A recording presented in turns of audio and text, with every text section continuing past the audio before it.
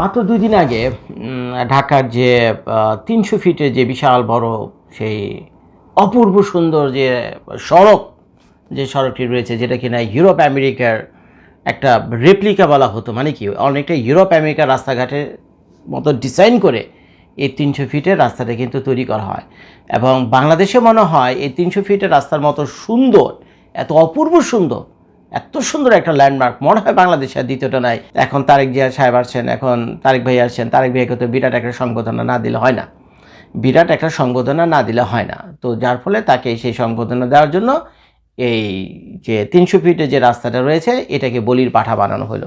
হাজার হাজার মানুষের কষ্ট হবে সেই পথ দিয়ে যারা যাতায়াত করে, একটা কারণ।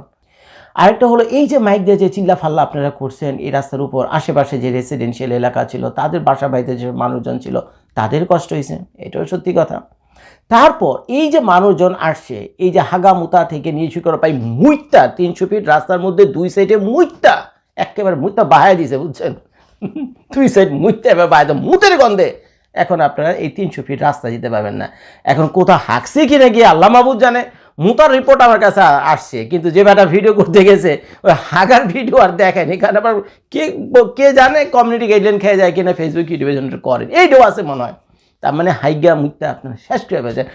এই ২-৪ লাখ মানুষ যদি একসাথে জড়ো হয়, ২-৪ লাখ মানুষের জন্য তো আপনারা তো টয়লেট বানাননি, কিচ্ছু করেননি। তো আমার তো আর কষ্ট হবে না, কষ্ট হয়েছে আর আপনারা। আর আপনারা এইটা মারছেন আপনাদের ৩০০ ফিটের রাস্তা তো গায়া শেখ হাসিনা আবার বানায় দিয়ে গেছিল। হালে কি বলে, কি জানি বলে, শুয়োরের কপালে সিন্দুর, একটা কথা আছে না, শুয়োরের কপালে তো সিন্দুর লাগে না। তো আপনাদের কপালে ইউরোপ আমেরিকা স্টাইলে একটা রাস্তা বানায় দিয়েছিল, এইটার আপনার এইটা মাইছে, কারণ শুয়োরের কপালে সিন্দুর তো লাগার কথা না।